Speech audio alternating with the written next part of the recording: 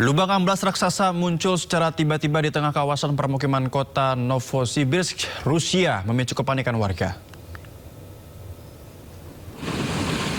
Sebuah lubang amblas raksasa muncul di lingkungan Gorsky, kota Novosibirsk, Rusia. Lubang tersebut memiliki diameter sekitar 50 meter dan kedalaman mencapai 15 meter, menyisakan kawah besar di dekat kawasan permukiman. Petugas mengerahkan alat berat untuk menangani lubang menganga yang mengancam lingkungan sekitar.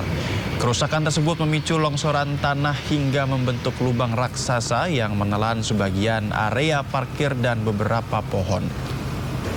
Petugas terus melakukan perbaikan, termasuk memompa air dari lokasi dan memperkuat dinding lubang demi mencegah terjadinya amblasan susulan. Longsor besar menerjang wilayah Chongqing, Cina. Lebih dari 10 bangunan tertimbun batu dan tanah.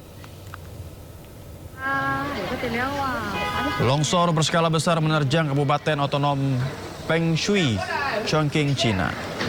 Rekaman dari lokasi menunjukkan parahnya kerusakan dengan bangunan-bangunan tertimbun material longsor. Sementara polisi menutup kawasan tersebut untuk mempermudah proses evakuasi dan penyelamatan. Lebih dari 1.100 warga telah dievakuasi dan sedikitnya 10 orang berhasil diselamatkan. Tim gabungan masih menyisir timbunan batu dan tanah di tengah ancaman pergerakan lereng susulan. Belum ada informasi mengenai jumlah korban meninggal atau warga yang masih hilang. Gempa bumi dahsyat bermagnitudo 7,4 mengguncang wilayah selatan Meksiko. Guncangan kuat memicu mengeluarkan peringatan tsunami.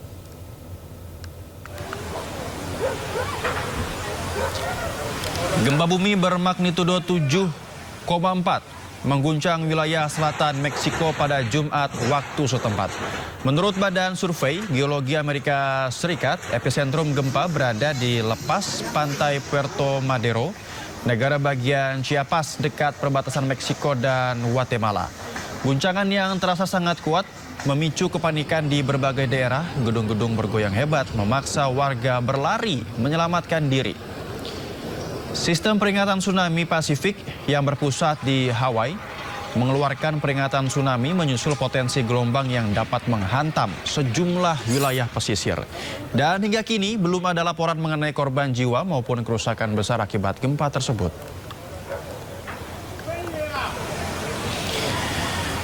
Pemirsa, kebakaran hutan besar melanda timur laut Spanyol dan terus meluas hingga menghanguskan ribuan hektar lahan. Iya, kita lihat kebakaran hutan Ores terus mengamuk di wilayah timur laut Spanyol dengan luas area terbakar diperkirakan mencapai 12.000 hektar. Kita lihat situasinya sangat merah membara. Petugas pemadam kebakaran bersama unit darurat militer Spanyol berjuang menghentikan laju api yang mengancam kota Un Castillo yang sebelumnya telah dievakuasi. Sementara asap tebal dan kobaran api terus menjalar di antara hutan dan semak belukar. Pemerintah pusat dan otoritas daerah terus mengkoordinasikan upaya pemadaman demi mencegah kebakaran meluas dan mengancam lebih banyak permukiman.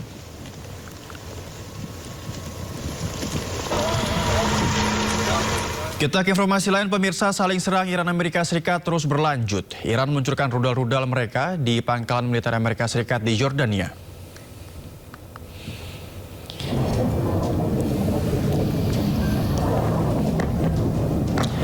Rekaman amatir yang diambil warga memperlihatkan rudal-rudal Iran menggempur pangkalan militer Amerika Serikat di Yordania pada malam hari. Militer Iran targetkan fasilitas militer Amerika Serikat sebagai respon atas serangan terbaru Amerika. Selain di Yordania, Iran juga menyerang pangkalan militer Amerika lainnya di Kuwait dan negara Arab Sekutu Amerika Serikat.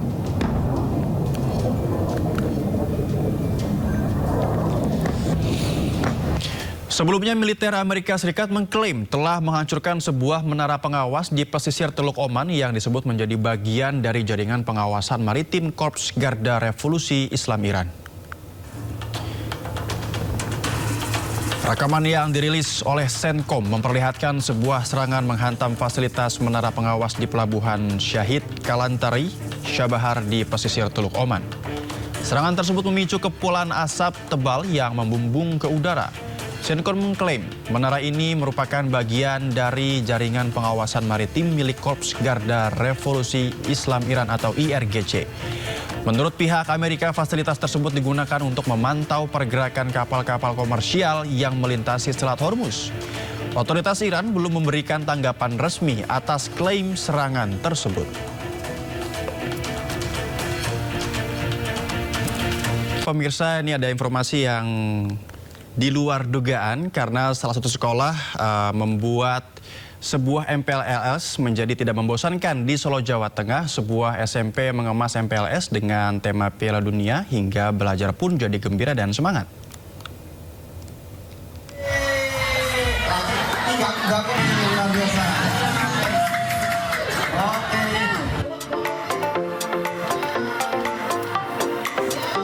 Inilah suasana MPLS hari terakhir di SMP Muhammadiyah PK, Kota Surakarta.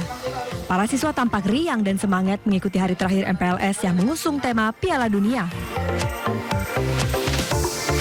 Mereka datang mengenakan atribut dan kostum sepak bola yang mewakili berbagai negara peserta Piala Dunia sesuai tim favorit masing-masing. Suasana sekolah pun berubah layaknya pesta sepak bola dunia.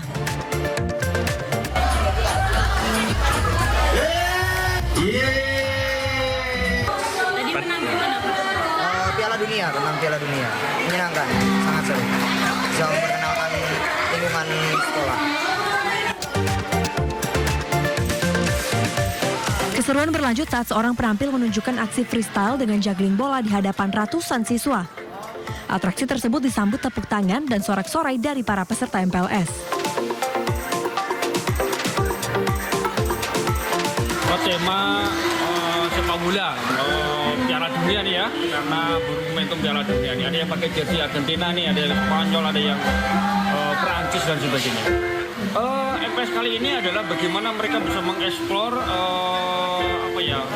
kompetensi atau skill yang mereka miliki dengan wadah tadi olahraga ya, karena kita di sekolah tidak hanya mengedepankan akademik tapi juga non akademik ya.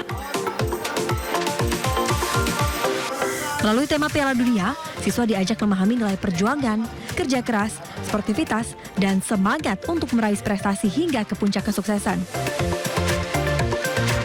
Koresponden Septiantoro, iNews melaporkan.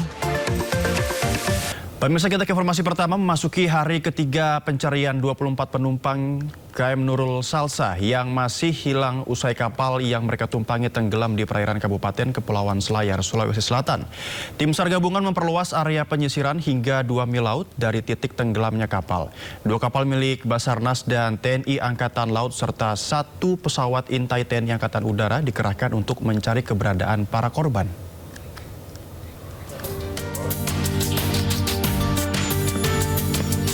Hari ketiga pencarian 24 penumpang kapal motor Nurul Salsa yang tenggelam di perairan Pulau Polasi, Kabupaten Kepulauan Selayar, Sulawesi Selatan terus dilakukan. Area pencarian kini diperluas hingga 2 mil laut dari lokasi kejadian. Kapal Basarnas dan KRI Marlin 877 milik TNI Angkatan Laut dikerahkan untuk menyisir laut. Sementara pesawat pengintai Boeing B737-200 milik Lanut Sultan Hasanuddin melakukan penyisiran dari udara. Luas area pencarian akan kembali diperluas jika belum juga temukan para korban hilang. Hingga kini, tim SAR baru menemukan serpihan yang diduga berasal dari kapal motor Nurul Salsa tak jauh dari lokasi kapal tenggelam. Sampai saat ini memang ada serpihan-serpihan kapal yang ditemukan oleh tim SAR gabungan ya. Dalam hal ini juga pihak pesawat intai TNI AU itu sempat melihat ada serpihan, tapi tidak jauh dari LKP atau Lost Non Position itu, atau tempat kejadian awal tidak jauh. Mungkin itu serpihan kapal yang pas tenggelam dia terhambur seperti itu. Jadi, terkonfirmasi saat ini yang kami kabarkan itu 74. Di mana 49 itu selamat, termasuk ABK, dan 1 orang meninggal. Jadi 50 yang sudah terevakuasi, dan dalam pencarian itu 24 saat ini. Sebelumnya kapal motor Nurul Salsa mati mesin ketika dalam perjalanan dari Pelabuhan Jampea menuju ke Pelabuhan Benteng, Kabupaten Kepulauan Selayar, Rabu kemarin. Kapal sempat terombang-ambing di lautan hingga tenggelam pada dini hari. Data sementara ada 74 penumpang di atas kapal, 1 orang meninggal dan 49 orang lainnya berhasil dievakuasi. Sedangkan 24 orang lainnya masih dinyatakan hilang. Tim SAR berharap korban hilang terdampar di pulau terdekat hingga dapat ditemukan selamat. Dari Makassar, Sulawesi Selatan, Wahyu Ruslan, iNews melaporkan.